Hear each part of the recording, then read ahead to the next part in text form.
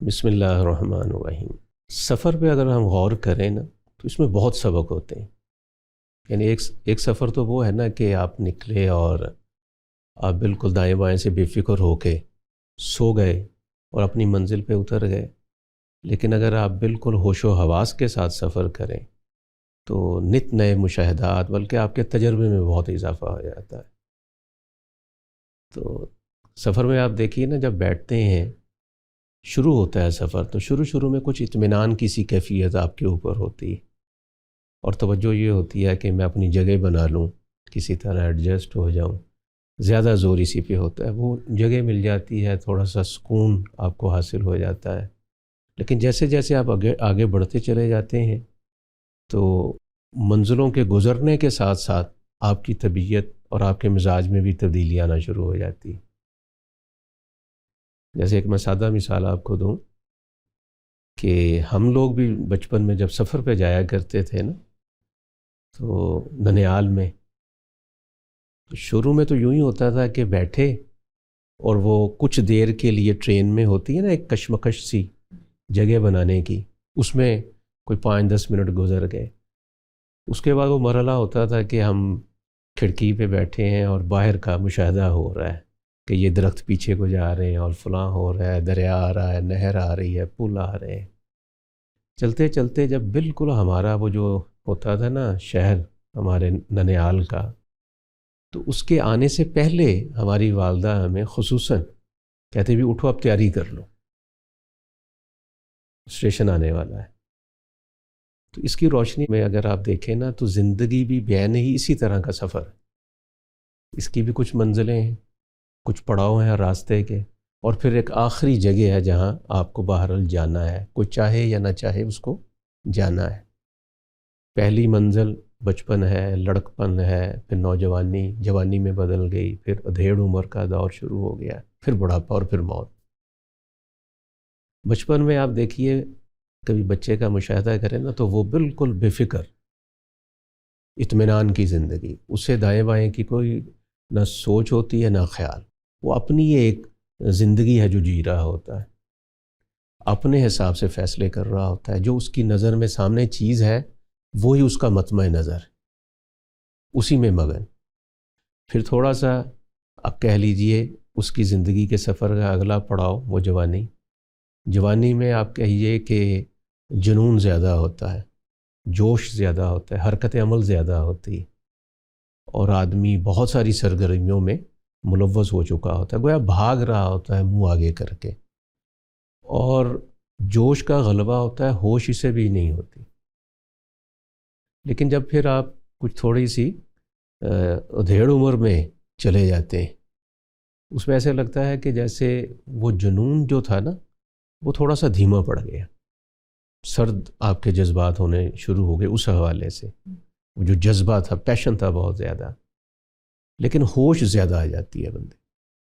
قرآن نے بھی اس کو کہا نا، اس پختہ ذہنی کو بیان کیا ہے کہ بلغ 40 سنہ، کہ وہ 40 سال کی عمر میں، 40 سال ہی کم و بیش یہ عمر ہوتی ہے کہ جب آپ جوانی، آپ سمجھ لیجیے نا کہ آپ پہاڑی چڑھ رہے ہیں، تو یہ کلائمیکس ہے اس کا ہر اعتبار سے۔ اس کے بعد پھر ڈھلوان کا سفر شروع ہو جاتا ہے، اس کے بعد پھر بڑھاپے کے آثار شروع ہو جاتے ہیں، یعنی آپ کے بال ہیں ان کا رنگ سفید ہونا شروع ہو جاتا ہے، آپ کے قوا جو ہے وہ مزمحل ہونے لگتے ہیں، آپ کی طاقتیں، آپ کی دیکھنے کی صلاحیت، بہت دور سے دیکھ لیتے تھے، پھر آپ کو ڈاکٹرز بتاتے ہیں کہ آپ کو تو 2-4 نمبر لگ چکے ہے نا، یہ تبدیلیاں آنا شروع ہو جاتی۔ تو یہ اصل میں کیا آپ کو بتا رہی ہوتی ہیں ساری چیزیں؟ یہ بتا رہی ہوتی ہیں کہ وہ آخری پڑاؤ آپ کا آنے والا ہے، چنانچہ کیا کرنا چاہیے؟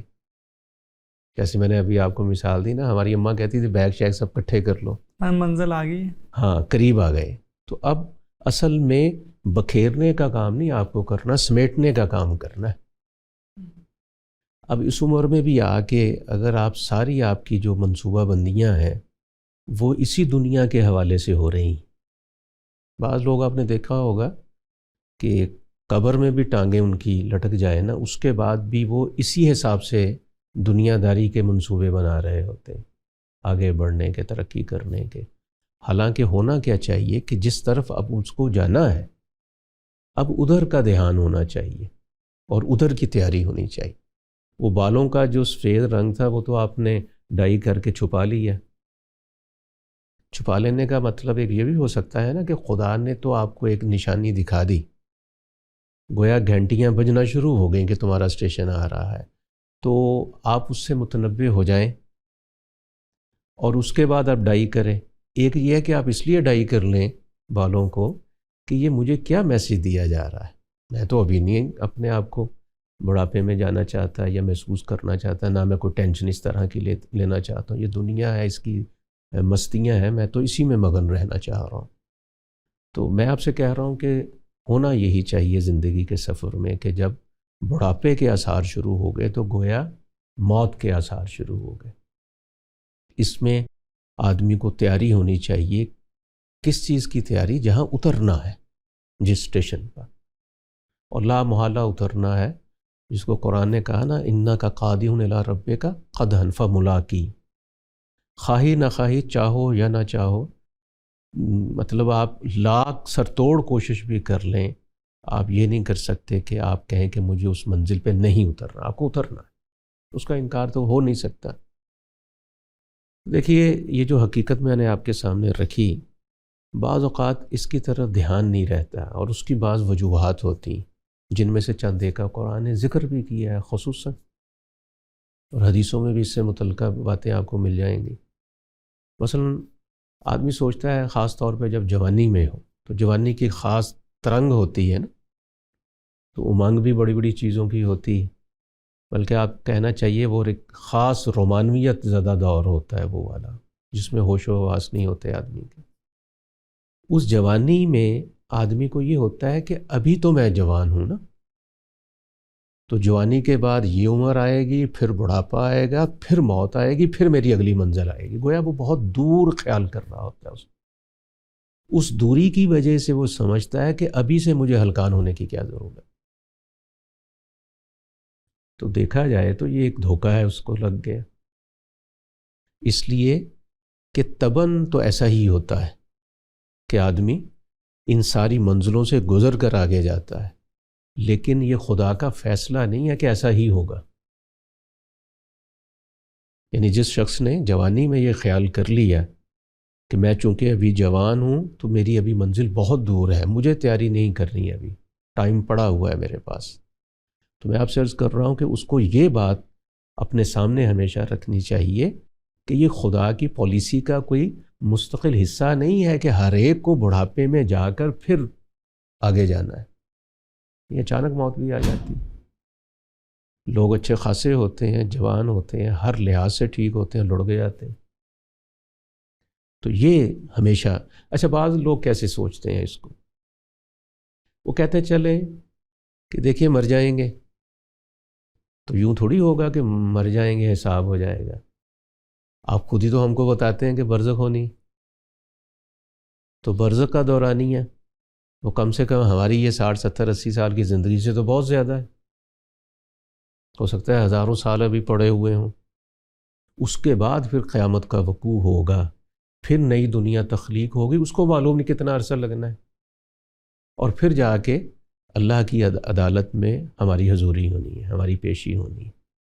تو یہ اب دیکھیے ایک اور اینگل سے دھوکے کا شکار ہو رہے ہیں، چنانچہ وہ بھی اپنے ڈھیلے پڑ جاتے ہیں یہ سوچ کے کہ ابھی بہت ٹائم۔ اس کو ایک حدیث میں بڑا خوبصورتی سے نبی صلی اللہ علیہ وسلم نے بیان فرمایا۔ آپ نے فرمایا دیکھو من مات فقد قامت قیامت، جو مر گیا اس کی قیامت تو آ گئی۔ یعنی جو مر گیا چاہے ہزاروں سال ابھی پڑے ہوں قیامت کے آنے کے، لیکن اس کی تو آ گئی۔ کس پہلو سے اس کی قیامت ابھی آ گئی؟ اس لیے کہ اس سے آنسر شیٹ لے لی گئی۔ یعنی کمرہ امتحان میں ایک طالب علم بیٹھا ہے، ٹائم ہے 3 گھنٹے کا، لیکن کوئی مسئلہ ہوا اور 1 گھنٹے کے بعد آنسر شیٹ اس سے واپس لے لی گئی۔ اب چاہے 2 گھنٹے پڑے ہوئے اس کو فائدہ اس کا کیا ہے؟ یہ تو لکھ تو نہیں سکتا اس میں. تو اس پہلو کو نبی صلی اللہ علیہ وسلم نے فرمایا من مات فقط قامت قیامت ہو، جو مر گیا اس کی قیامت تو آ گئی. قرآن مجید کا مطالعہ کیا جائے تو آپ جس چیز کی طرف توجہ دلا رہے ہیں کہ ایک آخری پڑاؤ ہے، ایک آخری منزل ہے جس کی تیاری آپ کو کرنی ہے، وہاں پہ ایک خاص چیز کو اللہ تعالیٰ مینشن کرتے ہیں، فرماتے ہیں کہ یہ جو اولاد اور تمہارا مال ہے یہ فتنہ ہے، اور وجہ غالباً یہی بیان کی جاتی ہے کہ یہ تمہارے آخرت کے لیے کوئی بھلائی کا سبب نہیں بننے والی ہیں چیزیں. لیکن یہی چیزیں ہم دیکھتے ہیں کہ جب صدقہ جاریہ کے نام سے ایک اصطلاح میں بیان کی جاتی ہے کہ تمہاری اولاد اگر نیکوکار ہے تو وہ تمہاری نیکیوں میں اضافہ کرتی رہے گی، اور اگر تم مال کہیں اچھی جگہ خرچ کر جاؤ گے تو وہ تمہارے لیے فائدہ بنتا رہے گا. یہ پھر کیا ان کا استعمال ہے یا تربیت والا معاملہ ہے جو ان کو بہتر بنا دیتا ہے، یا یہ دونوں کو متضاد بات ہے؟ دیکھیے قرآن مجید جب لفظ فتنہ استعمال کرتا ہے نا ان چیزوں کے لیے، وہاں فتنہ سے مراد ہوتا ہے آزمائش. یعنی یہ چیزیں ہم لوگوں کے لیے، ہم انسانوں کے لیے ایک آزمائش، امتحان بن جاتی ہیں. امتحان کس پہلو سے بنتی ہیں؟ ظاہر ہے امتحان کا مطلب یہی ہوتا ہے نا کہ آپ کے سامنے ایک کویشچن رکھا گیا ہے، آپ یا اس کا ٹھیک جواب دیتے ہیں یا غلط جواب دیتے ہیں، لیکن کویشچن آنے کے بعد آپ بہرحال امتحان میں چلے گئے.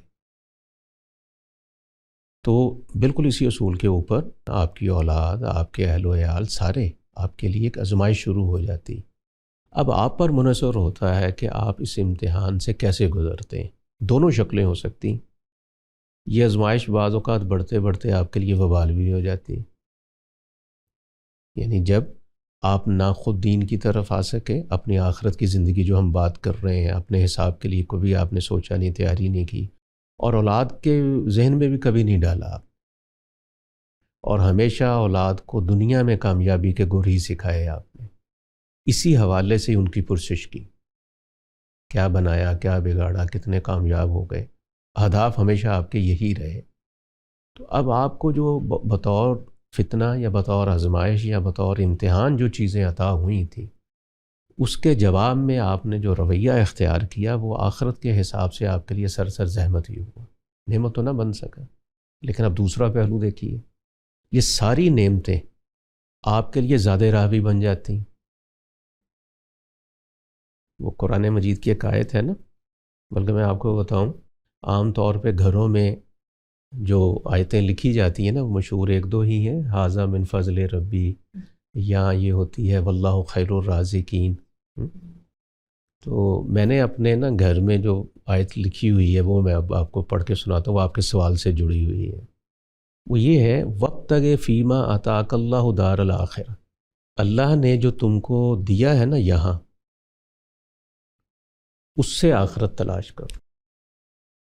یعنی آپ کا اہل، آپ کی اولاد، آپ کا گھر، آپ کو جو نعمتیں بھی یہاں میسر ہیں، اس کا یہ بڑا ہی محدود استعمال ہے کہ آپ دنیا کے حوالے سے ان کو خرچ کریں، ان سے فائدے اٹھائیں. اصل ان کا استعمال کیا ہے؟ آپ اگلی جو زندگی شروع ہونے والی ہے ان ساری چیزوں کو وہاں لے جائیں، وہاں کی دنیا ان چیزوں کے ذریعے سے خرید لیں.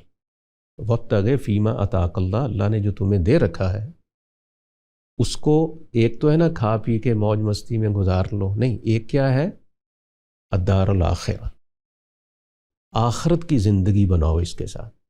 تو اس نظر سے اگر آپ اپنے اہل و عیال اور بال بچوں کو دیکھتے ہیں تو وہ بالکل پھر ایسا ہی ہوتا ہے، آپ ان کی آخرت بھی سنوارتے ہیں، اور پھر یہاں سے جانے کے بعد وہ آپ کی آخرت سنوارنے کے لیے بھی دعائیں بھی کرتے ہیں. آپ کی اچھی تربیت کی وجہ سے آپ کے لیے صدقہ جاریہ بھی ہو جاتے ہیں. یہ بالکل ٹھیک.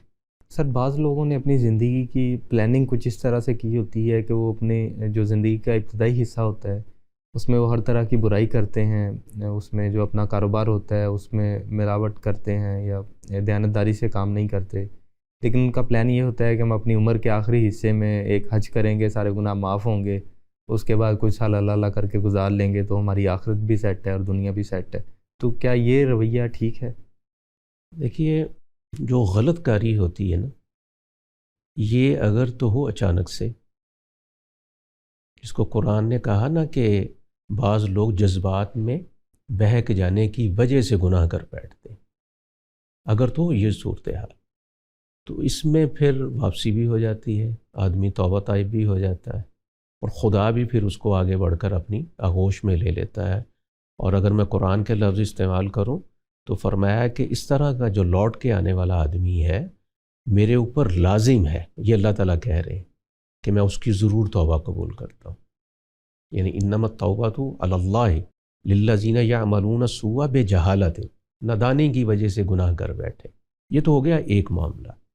مومن ہمیشہ اس طرح کی غلطی کرتا ہے،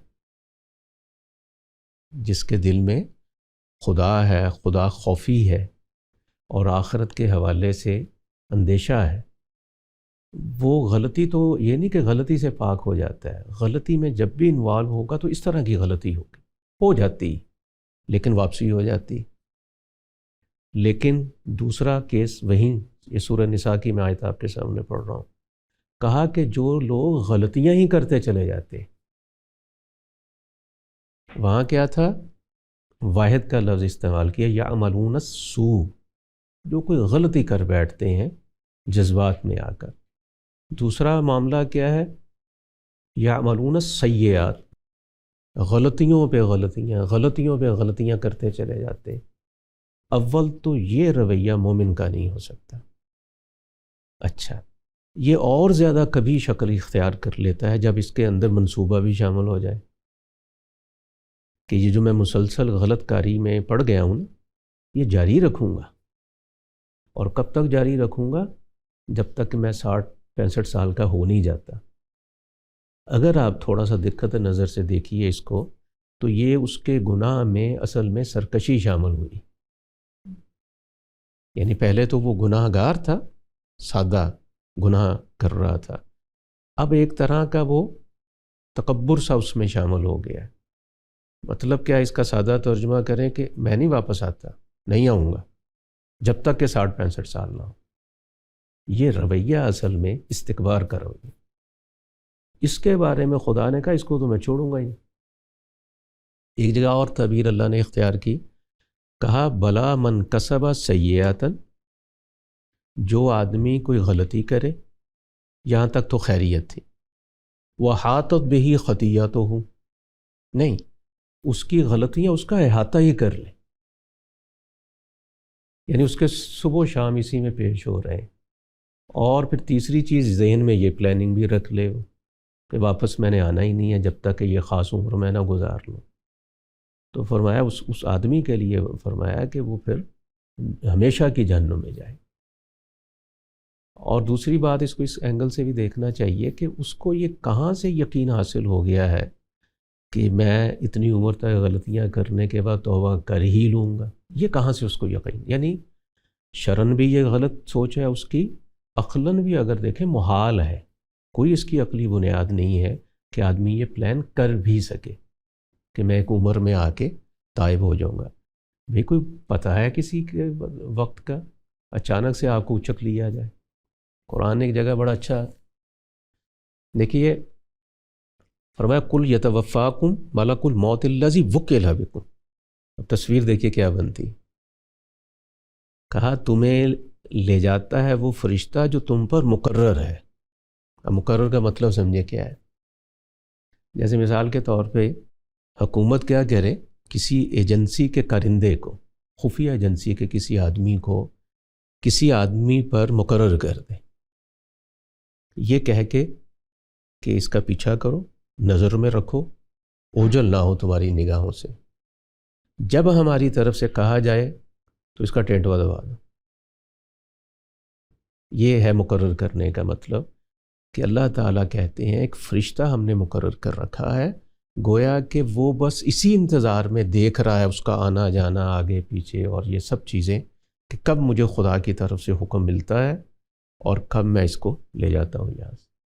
تو جب یہ صورتحال ہو تو پھر یہ پلاننگ کیسے ہو سکتی ہے کہ میں بھئی بڑھاپے میں آ کے سدھر جاؤں گا؟ ہو ہی نہیں سکتی. یہ تو کسی وقت بھی اس کا بلاوا آ سکتا ہے. میرا سوال یہ ہے کہ جب اللہ تعالیٰ نے میرا معاملہ میرے ساتھ ہی کرنا ہے اور اللہ تعالیٰ نے یہ کہہ دیا ہے کہ آخرت میں تمہارا مال، اولاد یا رشتہ دار کوئی بھی تمہارے کام نہیں آئیں گے، تو ان کے ساتھ میں کیوں ہی زندگی گزاروں بجائے اس کے کہ میں اپنے ساتھ زندگی گزاروں۔ نہیں، دیکھیے اس کو ایسے دیکھیے نا، امتحان آپ کا ہے، لیکن کس چیز میں امتحان؟ وہ یہی چیزیں آپ کو اولاد دی جاتی ہے، آپ کو ماں باپ دیے جاتے ہیں، بہن بھائی دی جاتے ہیں، آپ کو ایک محلہ دیا جاتا ہے، آپ کو عزیز اقربا رشتہ دار دیے جاتے ہیں، اور اس میں اتار کر آپ سے یہ تقاضا کیا جاتا ہے کہ ان کے ساتھ اس طرح سے تم کو رہنا ہے، یہ تمہارا امتحان۔ اگر آپ اس اینگل سے سوچیں کہ بھئی ان چیزوں سے مجھے کیا سروکار، تو اس کا دوسرا مطلب یہ ہوا کہ آپ کمرہ امتحان سے باہر چلے گئے، آپ کا تو امتحان ہے نہیں۔ بعض آپ دیکھیں گی نا تصوف کے جو مذاہب ہیں ان کے اندر یہی سوچ کار فرما ہے۔ وہ کہتے ہیں کہ دیکھو معاشرے میں رہیں گے، گناہ میں ملوث ہو جانے کے امکان بھی رہیں گے، تو ایسے کرتے ہیں بنواس لے لیتے ہیں، جنگلوں میں چلے جاتے ہیں، وہاں کسی غار اور کھو میں بیٹھ کے اللہ اللہ کریں گے، اس کے نام کی مالا جپیں گے، تو نہ ادھر ہوں گے نہ گناہ گار ہوں گے۔ تو یہ جو اسٹریٹجی ہے یہ اصل میں امتحان سے بھاگ جانے کی اسٹریٹجی۔ یہ تو یوں ہی ہے کہ ایک آدمی سے کہا جائے کہ بھئی اس دریا کو تمہیں پار کرنا ہے اور تمہاری تیراکی کا ہم امتحان لیں گے کہ پار کر بھی سکتے ہو یا نہیں۔ وہ آپ کو یہ کہے کہ اگر میں دریا میں جاؤں گا تو ڈوبنے کا امکان ہے، تو میں تو چھلانگ ہی نہیں لگاتا۔ تو یہی صورتحال ہوئی نا۔ تو ہم جس جگہ خدا کی طرف سے بھیجے جاتے ہیں نا، تو گویا وہ ایک امتحان کی شکل پہلے سے تیار کر کے اس میں ہمیں اتار دیا جاتا ہے۔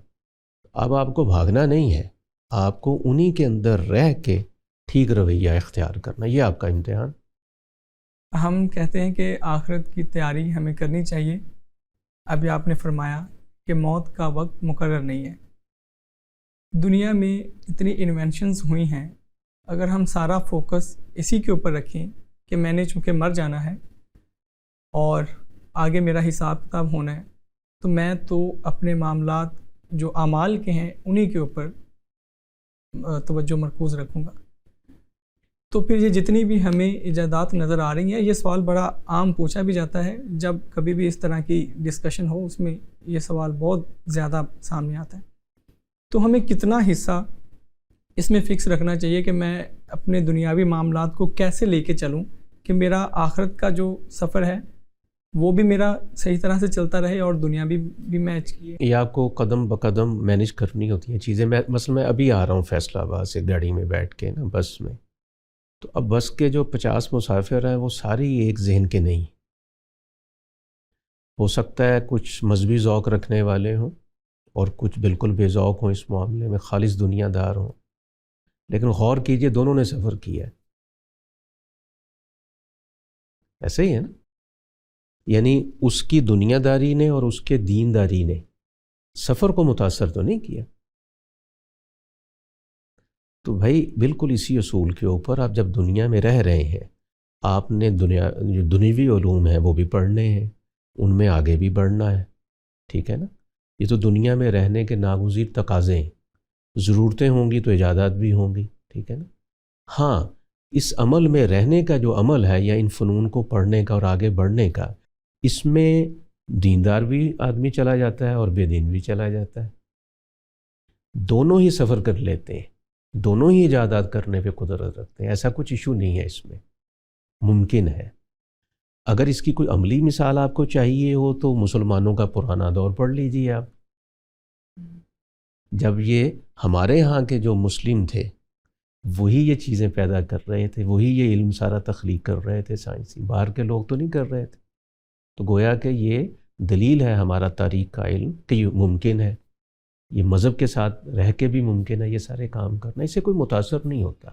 لیکن اس پہ میں ایک مجموعی تبصرہ آپ عرض کرنا چاہوں گا، وہ یہ ہے کہ اس کے باوجود ایک فرق ہے۔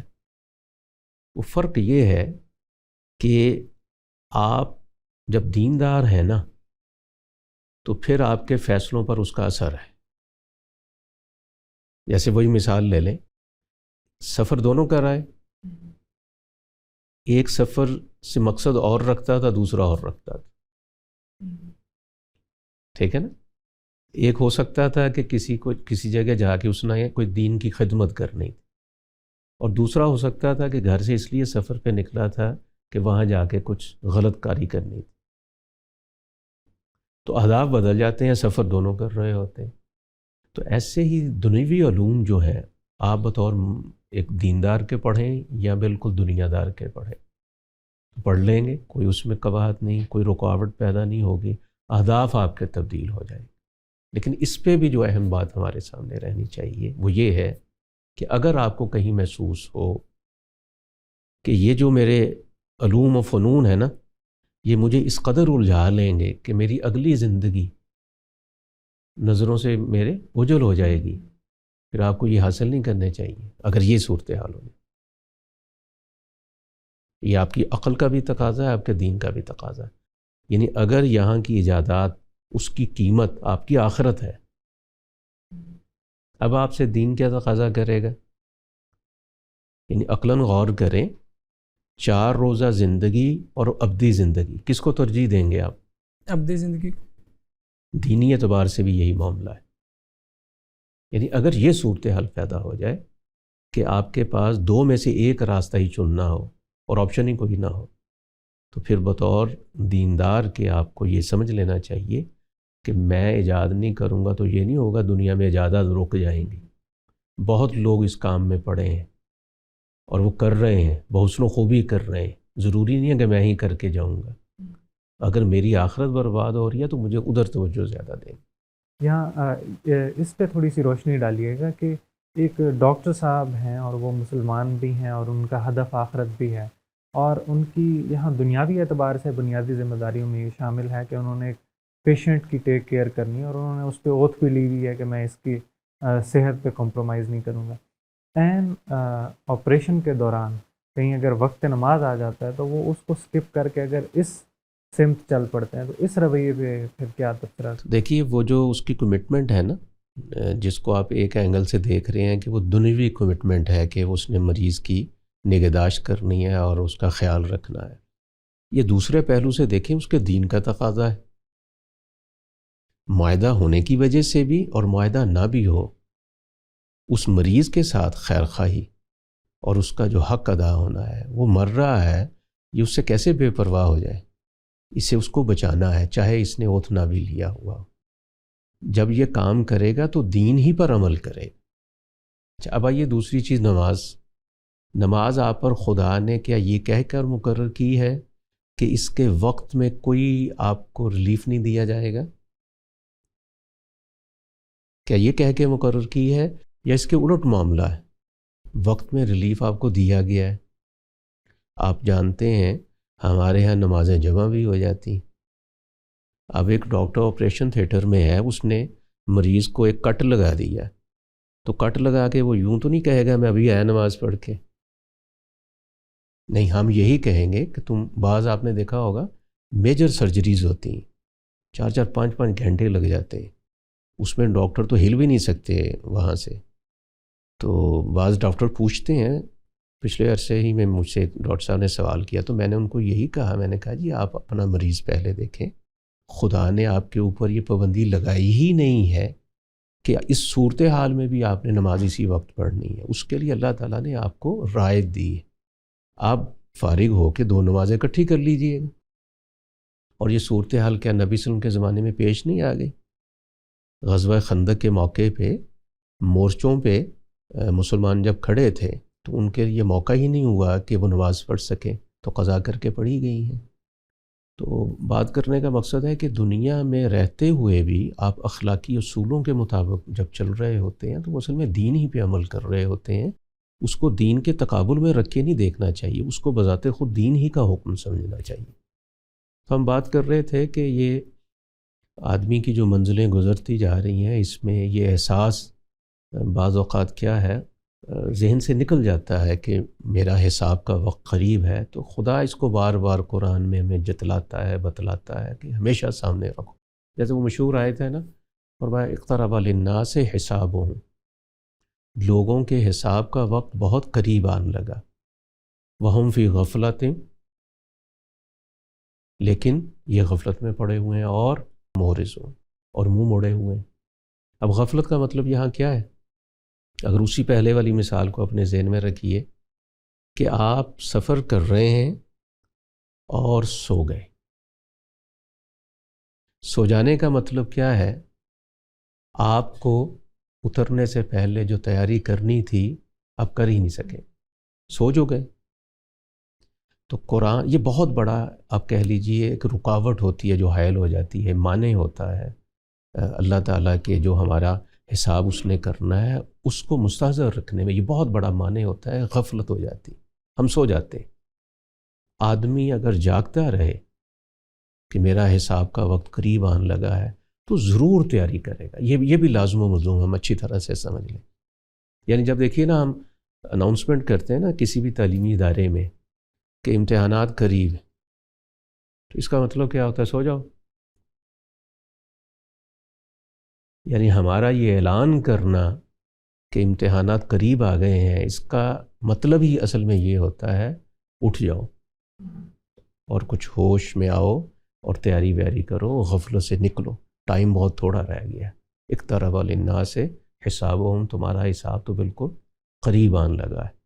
تو بس آخر میں اللہ تعالیٰ سے یہی ہم التجا کرتے ہیں کہ یہ شعور اور احساس ہمارے اندر وہ پیدا کرے کہ ہم جی تو یہیں رہے ہیں، لیکن اس جینے کے اندر یاد رہے کہ آخر کار ہم کو اپنے معاملات کا حساب دینا ہے، اور وہ وقت بہت زیادہ دور نہیں ہے، بالکل ایسے ہی ہے جیسے سر پہ آن پڑا ہے۔ بہت شکریہ۔